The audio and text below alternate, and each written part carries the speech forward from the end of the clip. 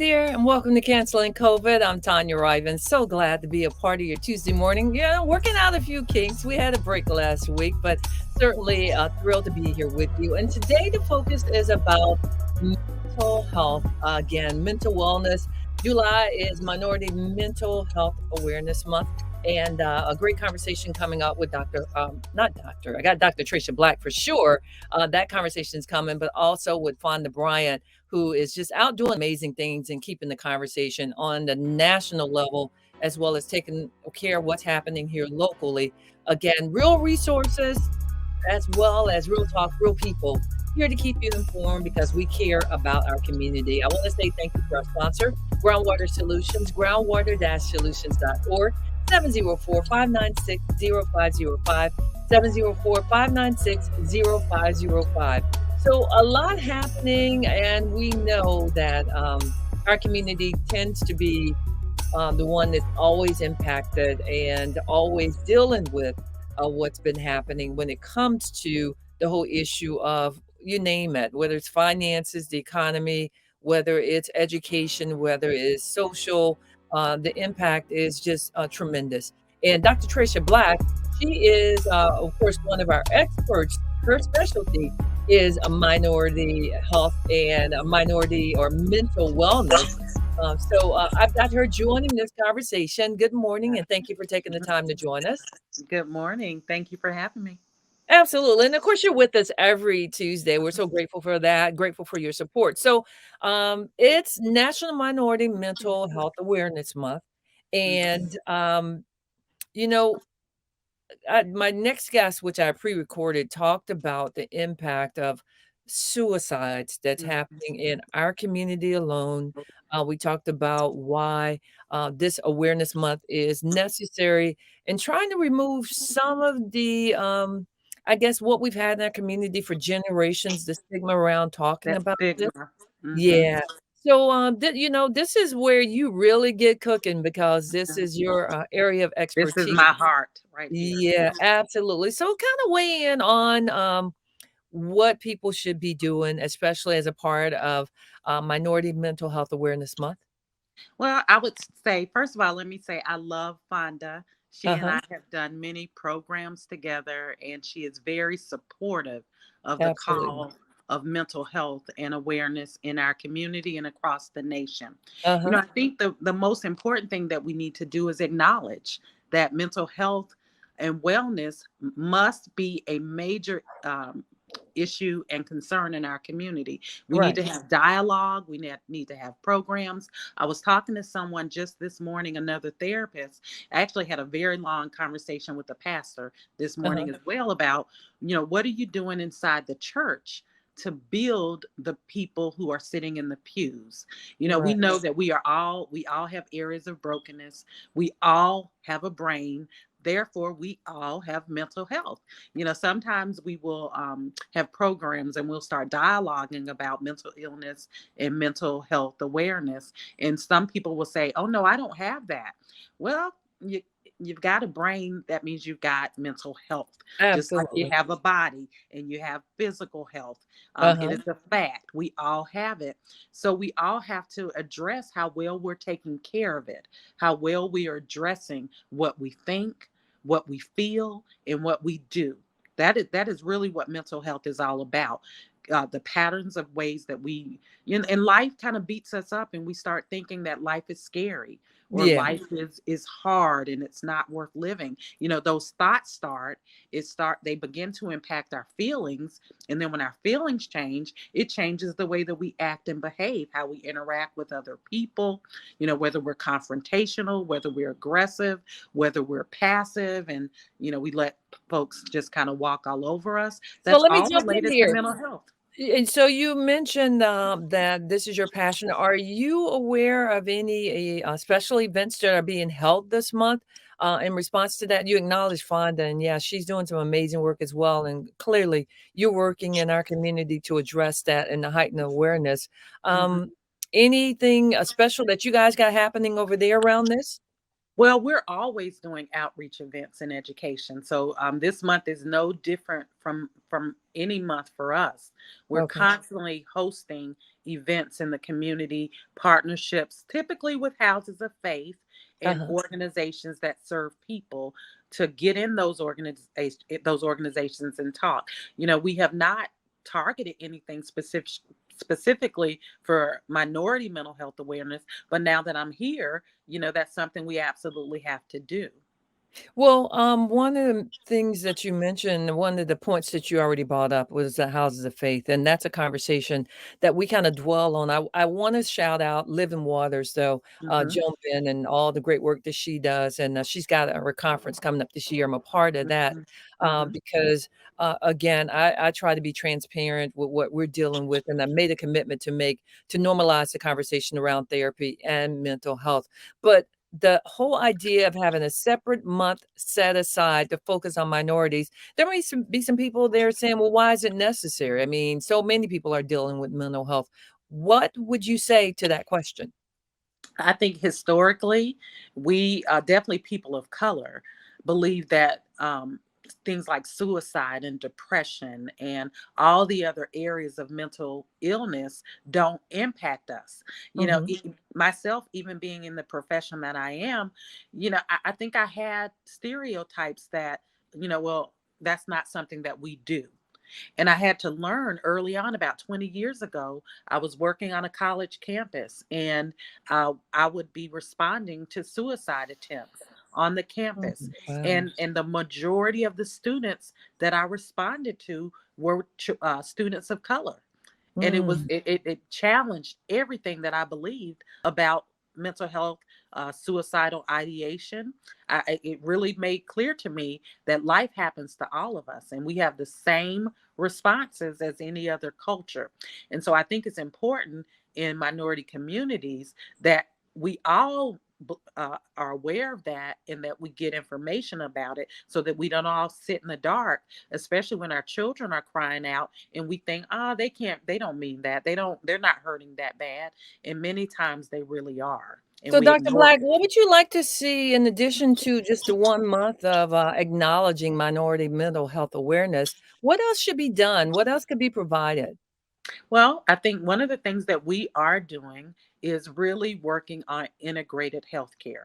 And Okay. so when you are at your physician's office, you're going in for your annual physical, you're going in because you have a sore throat, that someone's asking you about your mental health. How are you feeling? What are you struggling with in your thoughts? That those questions and screenings are taking place. I think in the schools, when children are enrolled, or at some point, there should be an annual evaluation of how your child is doing mentally, with all the stress that is associated with education, especially now post COVID, or in the Absolutely. midst of COVID. We need to be aware that life causes damage to our mental health, and we've got to have strategies to combat. Well, as you were saying that, I was thinking about what just happened with clearly all these mass shootings, whether it was in Buffalo or Uvalde or whether it was in Highland Park, Illinois. And it's interesting to hear the interviews, and they talk about the PTSD. And we've been talking about this for a while. It's not normal to see someone shot, not to hear the gunfire. And I really wish that it didn't get to this point before more people start talking about these are our children that are experiencing this in our community with all this violence. And then you're sending them off to school and expecting them to function and to Mhm. learn without Mhm. giving them any type of attention or addressing the issue. So, one of the things I would like to add in is to normalize it and make it, especially in some of these schools that have really high crime areas, to actually conduct these conversations, some type of mental health wealth check, Mhm. just some way to make it a part of their daily structure in school to address how they're feeling, what their thoughts Mhm. are, and Mhm. to pay close attention. I also agree for our community, it's unique. Some of the things that we dealt with from our enslaved ancestors up until now, certainly has been a different journey. And I think that, a lot more focus certainly would help. And Yeah. it is much needed. Yeah, I think there is a depression. I know that there's a depression associated with generational oppression. Right. And we can all agree that generational oppression has occurred for African Americans, and Mhm. we've got to begin to have those kind of conversations. That what is the toll that it's taken on us as a people? And so I really encourage that. We hear about these shootings and other things that happen. Children who commit suicide. And, looks like a I drop. Yeah, There you I'm go. sorry. That's okay. I hear that people will say, well, they were fine. There were no signs. Well, really what you're saying is we don't know the signs. Thank you for saying that. Every time I hear that, it just bothers me, and I always say, "There were signs, you just missed them." The Hmm. same thing with the shooters that are involved. There were signs, you We just just missed them. missed them. When I hear a family member say, "Oh, he was fine," but then you come back and say, "Well, he threatened the family, he had knives." Hmm. Really? You're just saying that to be saying it? And that's not Hmm. fair to the rest of the people, especially the lives that were lost. Well, But I the think whole it's education. A lot of the right. awareness that needs to take place. There's a evidence based course called Mental Health First Aid, and it Mhm, lets the lay person know you don't have to have a degree in psychology or social work to mhm. know what the basic signs that someone is struggling. So we Right. need to make those signs. You know. Really make it known throughout our community so we know what we're looking at. and Yeah. then and then what do you do when you see those signs? Because some of us may know and we have concerns, but we don't really know what the next step is. If I have a concern about my child or I have a concern about my neighbor, who do I go to? Where do I And that's a great segue to even Dr. Trasha Black's comment about being educated and knowing where to go. Looks like we dropped her. She's dropping it off. We're gonna wrap things up, but I was saying that that was a great segue because what Fonda Bryant does is, of course, she teaches a QPR class that Mhm. identifies signs as well. So as we wrap things up, real quick, Dr. Black, of course, groundwater-solutions.org. We know the impact that COVID has had on the community and certainly around this canceling COVID conversation, talking about mental health, mental Mhm. wellness, and just making sure, as I always say, check on your neighbor. Groundwater-solutions.org, 704-596-0505. Anything else that you would like to add as we wrap things up? I would. I like to say, and we talked about this with COVID-19. Mhm. Have a toolbox. I made a suggestion early on that the places in your area where you could get tested or you can get your vaccines and have those numbers, programmed in your phone. I would Uh-huh. say the same thing about your mental health. Know the places in your community that are available when you have concerns about someone that you love, so that you have it on speed dial. You don't have to, in a crisis, try to figure out am I going to reach out to. Know those resources in advance, know the signs, and be immediately responsive when you see Great. immediately responsive. Great, great stuff. Dr. Trasha Black, Groundwater Solutions, thank you so much. And Thank thanks for you. juggling your schedule to continuously support this effort as well. Enjoy your Absolutely. day. You All too. right. Bye. Absolutely. As we continue. So we've had to maneuver and kind of put stuff together because we all have busy schedules and it is summertime. People are on vacation or doing whatever they need to do. But that doesn't take away from our commitment to bring you this information. And we will continue to do that. So, as I see people out and about in the community, it's glad and it's good to know that this effort is not in vain, that people are listening, hopping on. You feel free to share your comments. We are grateful that for anyone that tunes in, just letting you know about what is happening in our community so we can keep the conversation going. Thank you to Atrium Health as I continue to work with them as a COVID vaccine ambassador to get the information out to you as well. And of course, be mindful of what's happening around us because we're going to head into the fall real soon. Of course, we've got August, and boy, has it been hot for the month of July. But as we head into August, soon our children will be heading back to school. So you know what that means as well. They'll be back in close proximity in large groups.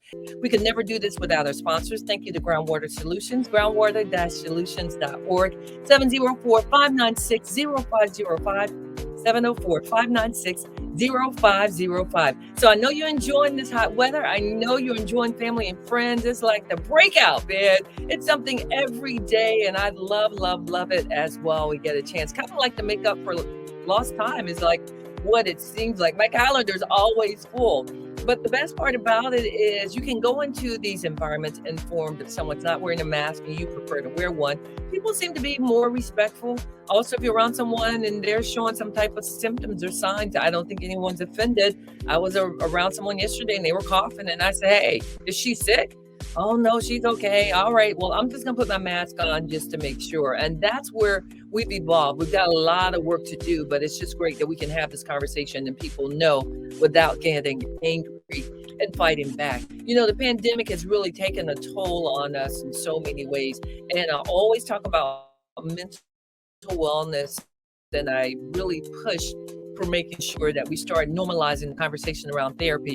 And no one can have these conversations not in Mecklenburg County, that's for sure, without bringing on my next guest. And she is pretty incredible, getting all-time national attention for the work that she does. And she's sincere and true and has been doing it for quite some time. I am honored to know her and glad to bring her on board, talking about Miss Fonda Bryant. Hey, Fonda, and good morning. Thanks for joining us. Good morning. Thank you for having me. I appreciate it. Absolutely. Glad to have you as well. So I just wanted to hop in real quick. July is Minority Mental Health Awareness Month, and we've been dealing with this pandemic now for over 2 years. The good news is right now, Charlotte is still, or Mecklenburg County, went back to the low zone. We were at moderate. And so it looks like cases are still working in our favor for now. I'm sure that could turn at any moment. But when we talk about stress and everything that deals with mental wellness, we've got this Minority Mental Health Awareness Month, and I'm just trying to figure out why is it important to single out minorities and have a whole month to just focus on us.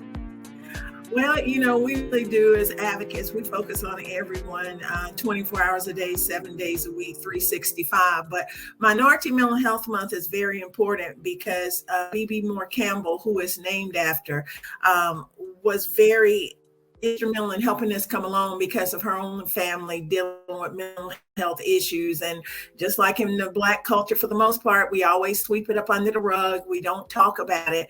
And when you look at the stats, what are going on with Black people and people of color with mental health and suicide, it really is alarming. I mean, Black males right now have the highest rate of suicide out of any ethnic group. That's Native Americans.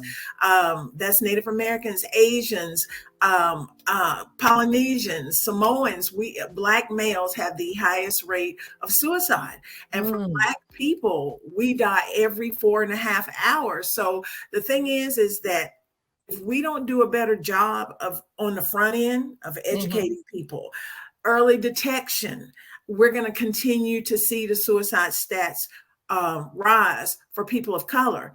So let me jump in, because that right there alone is a pretty powerful number. You're saying every 4 hours a Black male is succumbing to suicide? No, for Black people as a whole, every 4.5 hours, we're dying by suicide.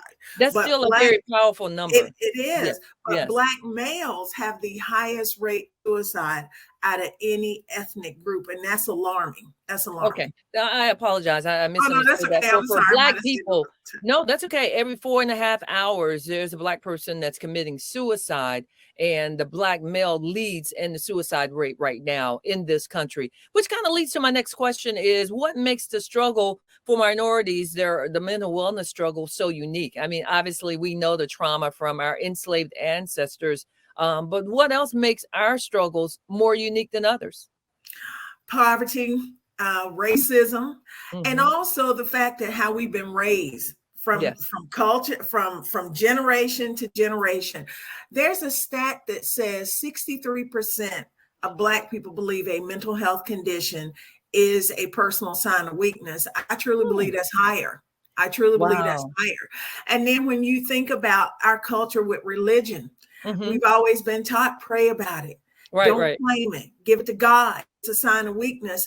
I saw two pastors several months ago, two pastors here in Charlotte, that put up on their Instagram that if we just thought positive, we wouldn't be bothered with depression. That was their mentality. So when you have that, and imagine being a part of their church, Right, right. And going to them and saying, hey, I'm struggling with depression and anxiety. And they say, hey, you know what? If you just think positive Yeah. thoughts, you won't have depression. So those are the kind of hurdles we have to go up against. And I'm going to tell you something else. I work at a high school as a Uh-huh. COVID tracer. And one of the things that I have heard, especially from Black students, is, Miss Fonda, when I talk to my parents about struggling, they're like, what do you have to be sad about? What do you have to be depressed about? Especially if they come from a home where there's a nice car, they live in a nice Yeah. area. So if we don't do a better job on the front end with early detection and helping these young people, because if we don't have mentally healthy youth, we're not going to have mentally healthy adults. And that terrible cycle will It keep, just continues it on just and on and continues on. on and on from generation to generation. Because I look at my mother, who is Yeah. 78, will be 79 next month. And one Praise thing God. I have come to realize is that generation of late 60s, 70s, and 80s, they don't have compassion for their children who have mental health issues. Yeah, Because because they don't know, but it's probably for lack of knowledge and understanding, because no one has really got them familiar with that. And you have have raised some very valid points. It is kind of heartbreaking to hear that some pastors are still saying that in this day and time in 2022. Just think positive, and the children coming to you. Um, I love the point that you made though about we've got these youth that if their mental wellness is not on point, then they're going to turn into some adults that are dealing with the same struggle. But one of the things we also wanted to talk about, you highlight the suicide rate, is the launch of 988, which is the equivalent to 911. Can you talk about that a little bit? well, suicide it is a global health crisis. It's not a personal character flaw.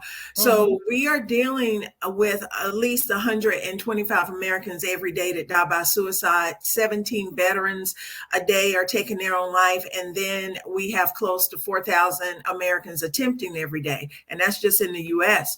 So they decided that we needed a quicker response to be Okay. able to get people help, to be able to remember a number that's not Right. 10 digits down to Right. Right. three. It's a great thing to a certain extent Okay. because people can remember 988. But my issue is, as an advocate and a suicide survivor, is that people will still, I'm afraid, will get the numbers confused from 911 to 988. And there's also something else too. I read a report that said that when youth are in crisis, young people, only 5% call the National Suicide Hotline. The rest Okay. text. So that text number is just as important. But I'm glad to see something being done, that the 988, I'm hoping that people will reach out, because the 800-273-8255 number will still be in effect. But again, we need to do a better job on the front end. Well, I love the fact, and I talked about it even before it launched. It launches on July 16th, so it's coming really soon. And I had been talking about it in the past. And the idea of just 3 digits and the text number, all of that sees at least the higher ups or people involved are trying to adapt to the next generation. But how can the community get involved? We've talked about these numbers. We've talked about what's happening. Certainly, what is it that we can do to be more attentive and supportive of our youth and just people in general? Oftentimes I hear when people commit suicide, I didn't know, I didn't see it coming, but I've always been of the belief there are always signs. You may have missed it, but there's always some type of sign. So what can the community do? I think people, again, as I'm always preaching, get educated. I Okay. do a free training, 2 hours on Saturday. And the time you watch a movie, you can be Mhm. trained how to save someone's life, to recognize those signs, to listen, and to be able to get them help. It is called QPR: question, persuade, refer, suicide prevention training. In two Okay. hours, as I said, anyone can learn how to save someone's life and prevent the tragedy of suicide. So actually, when I picked the date for this month, Mhm. I had forgotten that we're going to be launching the 988 on Saturday, July 16th. That'll be Uh-huh. the same day as my training. From 1 Oh, o'clock to 3 o'clock, you can learn how to save a life. Once you get finished with the training, you get a certificate. You are a certified gatekeeper, which means you know how to save someone's life. You know what to do to get them help.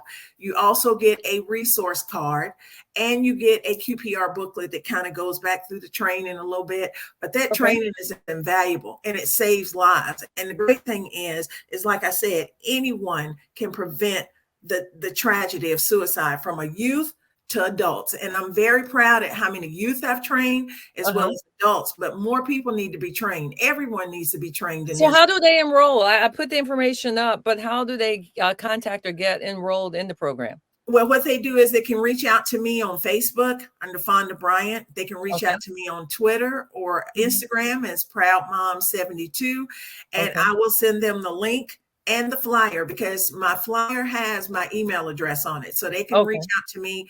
There's no registration, but I do require them being on time and taking Okay. the entire 2-hour training.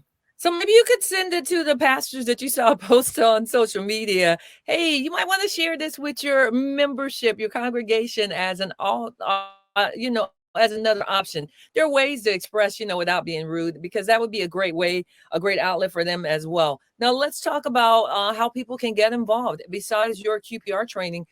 Anything else that we can do, or anything else you would like to share with the community? Well, we have great organizations here in Charlotte and across Mhm. in our state that help people with mental health issues. Again, get educated. Reach Okay. out to NAMI Charlotte, the National Alliance on Mental Illness Charlotte. We have Cabarrus County. We also have NAMI North Carolina at the state level. Mental Health America of Central Carolinas is another great resource to reach out to learn about mental health disorders. American Foundation for Suicide Prevention is another entity. People need to realize that mental health is health. Mental Right. health is physical health. And as you said, reaching out to the pastors, which I have, and I've Yeah. trained a good many. But again, pastors need to take the training, because I see that a lot of our issues in the Black culture can start kind of at the church because of the Absolutely. way we've been raised. And we need to change that mentality that mental health is a demon, that we're crazy, we're nuts, we're psycho. We're not. And I think that's where we need to start. Education is key. Fonda Bryant, thank you so much. And you're right, the churches are the epicenter of the Black community, and to get them all on board as far as getting the word out, the culture, whether it's politics, you name we tend to go to the house of worship to get leadership and guidance. So I appreciate you, always in the struggle, always working hard, relentless. I admire that, Fonda. I appreciate you Thank so you. much. Appreciate it. Yeah. And thank you, thank you. And again, if people want to reach out to you, they should go to your social media handles. And one of them is Proud Mom. How's what did look? Proud Mom. Proud What? Mom 72 on Twitter and Instagram, and they can reach out to me on Facebook as Fonda Bryant. But again, education is the key to stopping suicide and and learning more about mental health. I mean, it's just, we got to do it. Too many It's people just are that dying. simple. Yeah. It's that simple. Yes, you get educated. Well, thanks again. We'll put this back up July 16th, 1 p.m. to 3 p.m., the QPR training. I want to say thank you. I've got to get myself scheduled to get in your training as well. I'm going to admit it. Every time Saturdays are usually hectic, 1 o'clock. Now, if you get me early in the morning, I'm good. But when we start reaching around 12 noon, it's like, oh, I got it here, I got it there. But I'm going to get there. I promise you that. All And right. thank I'm you. counting on it. Absolutely. And thank you for taking the time to join us. And thank you to Ms. Fonda Bryant. Thank you for your patience as we work through this. We're a little beyond 11:30, so time for us to move out of the way. Of course, as always, life's challenges make you better, not bitter. I'm Tanya Rivens. Thank you so much for always for sharing, letting people know that we're here, still holding this conversation. Be well, be safe, be alert, and check on your neighbor. I'll see you on Saturday, Sounds of Inspiration, kicking off at 10 a.m. Spend your Saturday with me for inspiration and information at Praise 100.9 FM. Again, thank you for joining us. Have a great day, everyone. And thanks for supporting Canceling COVID. I'm Tanya Rivens. Take care.